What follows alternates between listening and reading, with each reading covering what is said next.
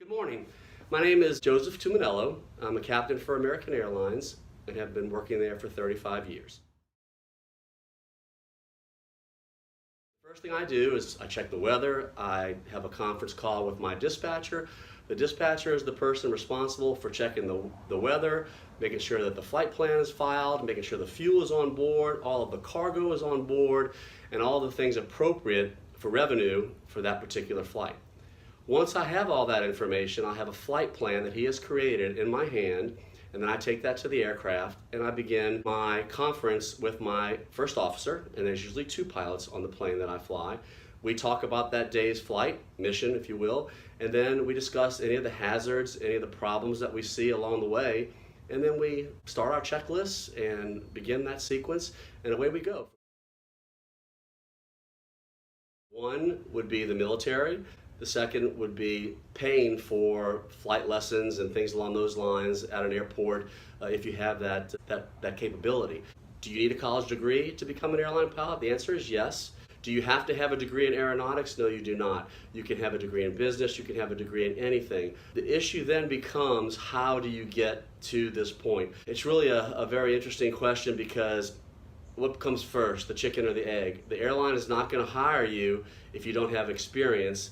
And in order to get experience, you've got to find someone to hire you. So that's the hard part. So what you're going to be faced with in this profession and becoming an airline pilot is, number one, getting into a military training program, either with the Air Force or the Navy, or number two, having someone, or perhaps yourself, who can go out and pay for civilian flight training, and that can be somewhat expensive. Today, in today's dollars, it's probably close to $100,000 to get all that flight time, to get through your private pilot's license, commercial pilot's license, instrument rating, certified flight instructor license, airline transport license. All of those licensing requirements are necessary in order to become an airline pilot. There are written tests along the way.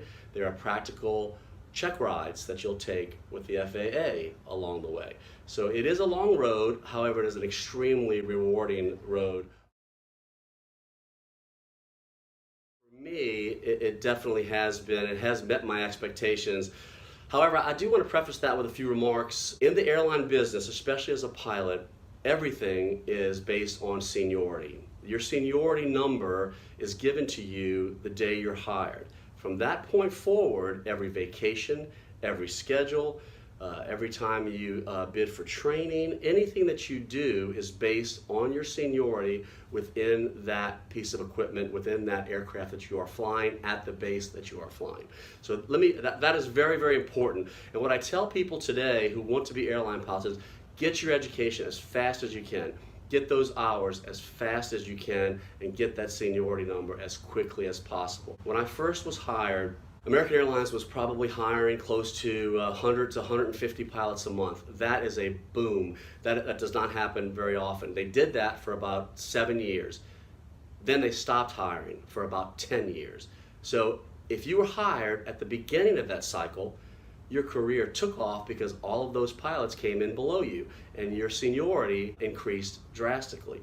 If you were hired at the end of that cycle, your career was much, much different than the person who was hired at the beginning of that cycle. When I say different, I'm talking salary, job, seat that you're flying, all of the above. All of that changes with that seniority number. For American Airlines, we have hubs. That is where pilots are based, in those hubs. You can live, however, wherever you want, and you commute to that hub to work. The other thing I love about my job is the travel, obviously. I've seen 90% of the world. I've been all over the world, and right now I'm an international pilot, so I'm seeing much more than I did when I was a new hire. Some of the things that I dislike about the job actually run in parallel with what I like about the job. I said I liked the flexibility of living in another city. With that, though, comes the responsibility of getting myself to work and being there on time, flying standby on an airline. It extends my day drastically, getting to work. A lot of downtimes while I'm waiting to actually go to work. The other thing that I really dislike about the career is the cyclicality of the job. It is very cyclical, and in today's day, especially with the pandemic, it has affected us greatly. And you never know what's going to come. And with that, comes things that are out of my control. I can't control those things, so therefore my career is affected. People are being laid off, et cetera, et cetera. Right now, as an example, with the pandemic, American Airlines has laid off 1,200 pilots. They will be recalled because we all have seniority numbers, so they will get their jobs back. So that is also a plus. You will get your job back if you lose it. It just may take a little bit of time. The other thing that's unfortunate about the career is you are away from your family. When I leave for 3 days, 4 days, 5 days, and then I come home for 3, 4, 5 days. So a lot of flexibility with that. When I'm home, I'm off. I don't bring the job home with me. When I'm away, I'm strictly working. I don't have family influences that are affecting me at work, and then I come home and they have my undivided attention. Entry-level pilot salary ranges right now with the major airlines is probably between $45,000 to $55,000 a year, but that is only for a year.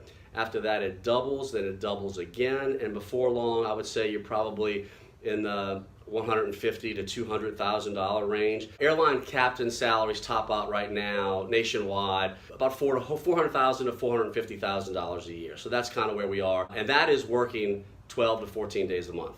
An average airline pilot flies between 80 and 85 hours a month, flight hours. So you do that in a 12 to 14 day period. So that's very important. That's one of the reasons I got into this job, is I did not want a 9 to 5 job. I didn't want to go to an office every day, and I wanted to have the type of a job where I could have more time off. This particular career will give you that. As far as the work-life balance portion, that's where seniority comes in. All of those salary ranges that I gave you, those all come with seniority, and it's all based on your seniority number. The way that works in the airline business, when you get hired, you're hired as a first officer, a co-pilot on the smallest airplane that we have. From there, you go up to the next size airplane as a co-pilot. With that comes a salary change, then the next, then the next.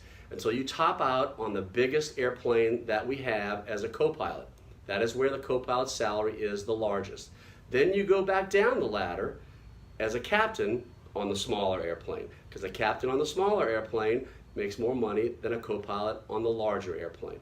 And then you go up that ladder. All of your work-life balance comes with that seniority. When you're a senior person in that seat, you control your life. When you're a junior person in that seat, they control your life. You have two different ways of becoming a pilot: the civilian path and the military path. Most pilots decide to go the military way because they don't have to pay for it. With that comes a commitment. The commitment to the United States military for Air Force or Navy pilot training is about 9 to 10 years of your life. So that means that you'll be getting hired by an airline once you finish that commitment, which is usually about age 30 or 31. However, there is another route that you can take that is much quicker, and that is becoming an Air Force reservist or a member of the Air National Guard. They do something very similar to the military. They send you to pilot training, they give you that training, you're on active duty for 2 years, and then you're a reservist for the next 8 years, which means you work part-time for them, but you can get your airline seniority number after that 2-year period, which means you're getting hired by the airline at age 25 or 26 versus 31 or 32. And remember, the most important thing is that seniority number and when you get hired during a hiring spree. The way you do that is coming out of high school, coming out of college, you can talk to an Air Force recruiter, talk to a Navy recruiter, and tell them that that is what you want to do. Every state has an Air National Guard. Go to that base, meet those people, ask those questions, and they will get you in that pipeline to become one of their people, one of their reservists, and will expedite your path to the airlines.